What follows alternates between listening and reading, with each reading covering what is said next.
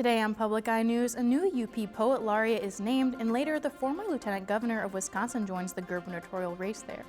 Tim Knapp will have our weather forecast for the next couple of days. Later, Emma Maratz will bring you today's sports breakdown. I'm Luke Middle. And I'm Summer Starrett. This is Public Eye News.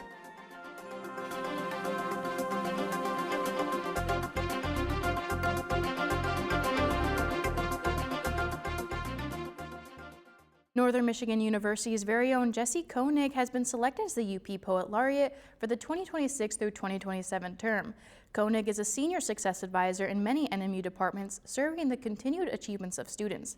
The position represents all 15 UP counties and is officially passed off during the January reading with the predecessor.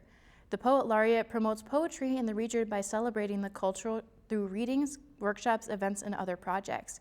Koenig's project is inspired by his time as a head of liberal studies at the Keweenaw Bay Ojibwa Community College, planning to further strengthen and connect writing groups within the region. Koenig's most recent work is a book of short poems published by local publication Burdock Press, Brief Perversions. NMU has been recognized in the Princeton Review Guide to Green Colleges 2026 edition for meeting the standards Princeton goes by for schools practicing and promoting environmental responsibility across campus. In NMU's second appearance in the Guide to Green Colleges, they earned a 91 out of 99 point score. NMU was also recognized in Princeton's review of Mental Health Services Honor Roll of 2026. The school is one of only 30 undergraduate programs to receive this honor nationwide. The honor is awarded to NMU based on their commitment to students' mental health and consistency helping students with their overall well-being. For more information about NMU's green practices or mental health services, visit nmu.edu. Two men from Virginia have been sentenced after they were charged in a robocall intimidation case relating to the 2020 general election.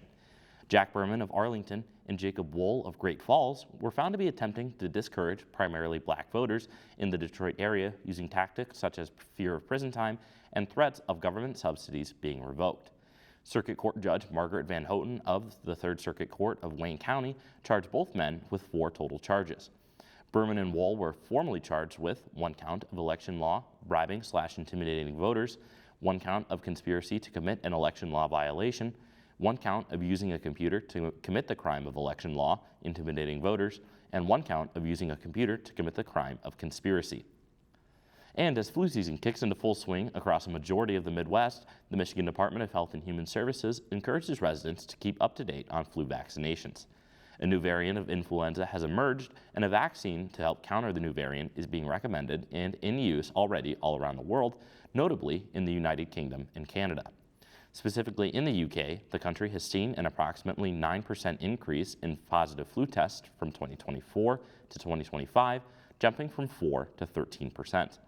However, estimates from the UK show the new vaccine is predicted to prevent up to 75% of hospital visits relating to the flu. According to studies in the state of Michigan, only about 1 in 6 people are protected from influenza. And Public Eye News visited the Marquette Alternative High School to check out the solar panels there. Take a look.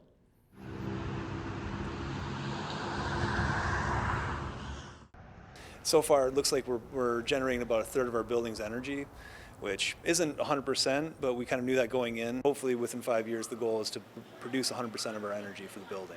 Brian Prill, an educator at Moss, is passionate about making sure his community as well as the school are always working towards the sustainable development goals set by the United Nations. The Marquette Alternative High School model is geared towards valuing all of our community students and making sure everyone has access to a quality education. With combined efforts of 2 local tribes, a Michigan matching grant, and student fundraising, the school was able to raise enough money to install the solar panels in September. The solar panels are changing more than just the school's source of energy. They are teaching students about environmental issues and showing that they can make a positive change. It's changed the school in the way that it's taking academic issues and bringing them to the real world in students' hands. Some students are taking more initiative on being more sustainable with their community. Logan, a student at Marquette Alternative High School, has a few ideas on what else the school can do. One that I'm really interested in is a green garden. A green garden is basically a garden you can put out anywhere and it will filter rain or waste, and we have been talking about it and we're not really sure how we're going to get it started, but we kind of want to do something with it. Since their installation, the solar panels have been a focal point inside of the high school.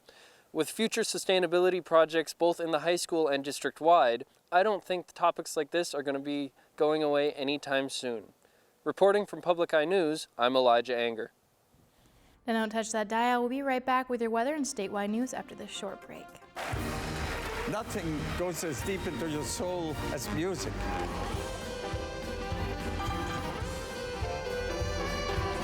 You go home! You go to sleep! Sweet Caroline, good time never seems so good. Sweet Caroline. Tuesday night at 9:30 on WNMU TV. Welcome back. It's the holiday season, and I'm Tim Knapp here to report your Public Eye News weather. Taking a look at the roof cam, they got rid of the construction fence. Thank you, construction workers. It's been a long time coming. Looks beautiful out there. Going on to our current temperatures, though, up in Houghton, it's 19 degrees and cloudy. Over in Ironwood, it's 18 degrees and snowy. And down in Iron Mountain, it is 21 degrees and partly sunny. Down in Menominee, 20 degrees and cloudy as well. Moving across our map, Escanaba, we are looking at 21 degrees and cloudy, 27 degrees and cloudy in Manistee, and in Sault Ste. Marie, it's 25 degrees and cloudy. Back home, though, in Marquette, it's a comfortable 19 degrees and partly sunny. Current conditions, as I mentioned, partly sunny and 19 degrees, winds out of the southwest at 14 miles an hour. Our barometric pressure is 29.77 inches and rising. Tonight, we are looking at some snow with a low of 21 degrees, winds out of the southwest at 10 miles an hour, and our moon phase is a waxing gibbous. Looking ahead to tomorrow, we are looking at some snowy conditions with a high of 24 and a low of 11, winds out of the northwest at 20 miles an hour. And into our early weekend, we are looking at Thursday, 18 degrees with a low of 9, sunny.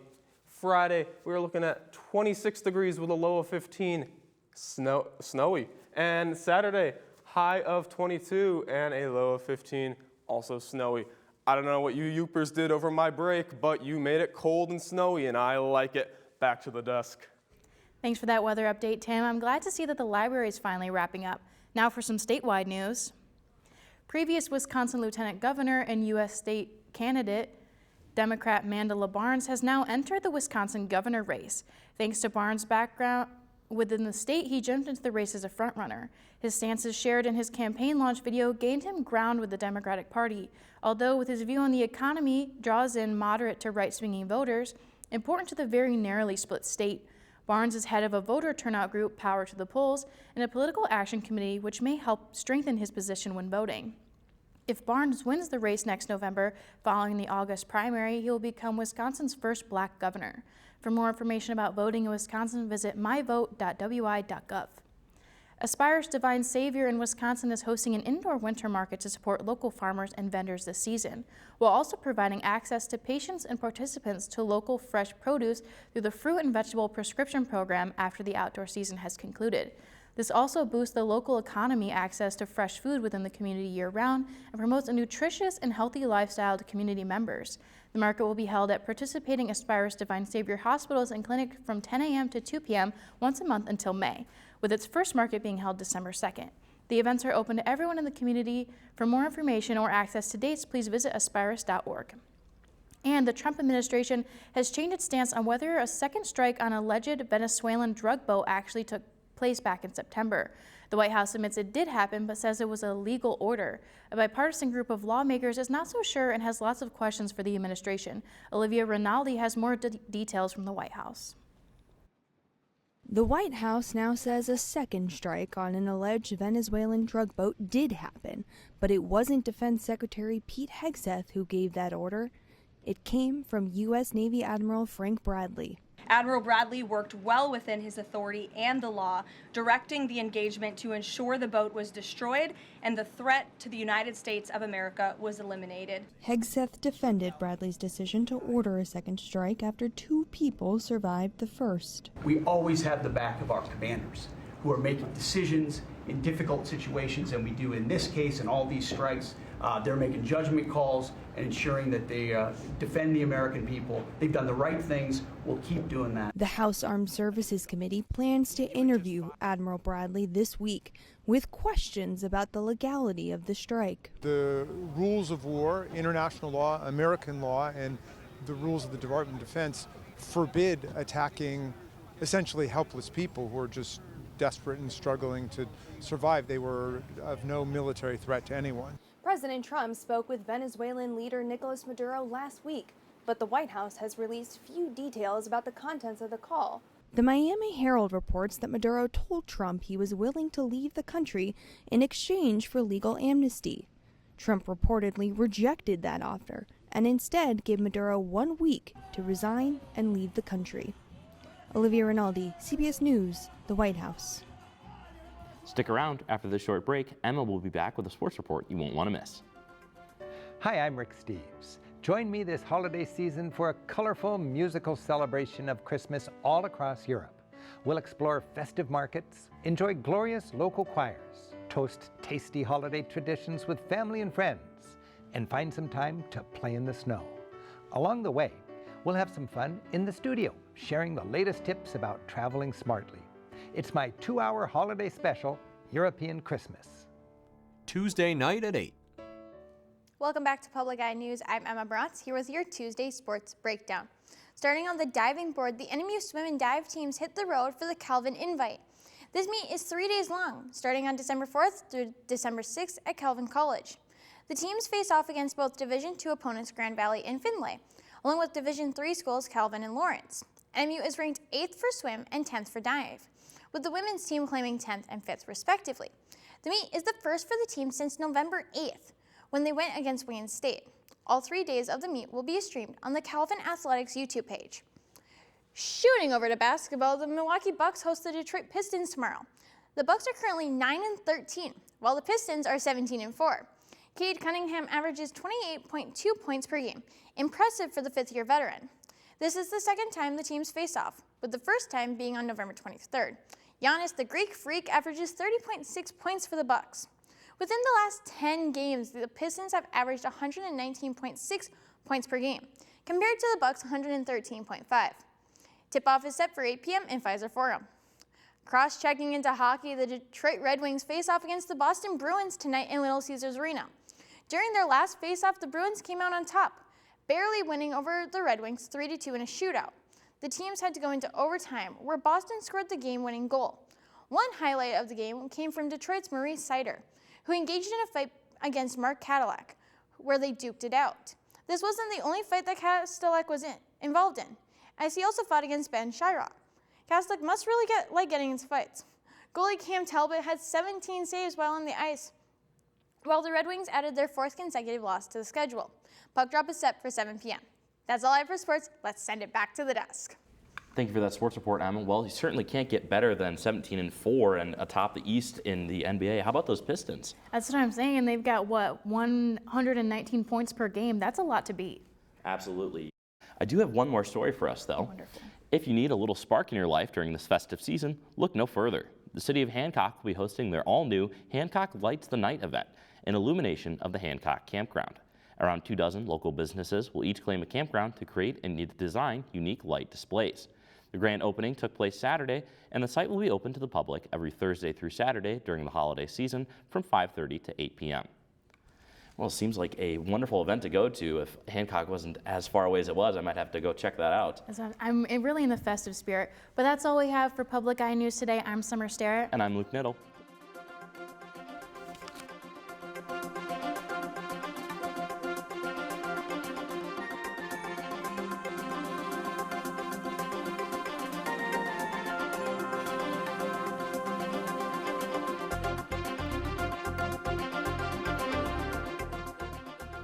The preceding program was produced by WNMU-TV, Northern Michigan University Public Television, in studios located in Elizabeth and Edgar Hardin Hall.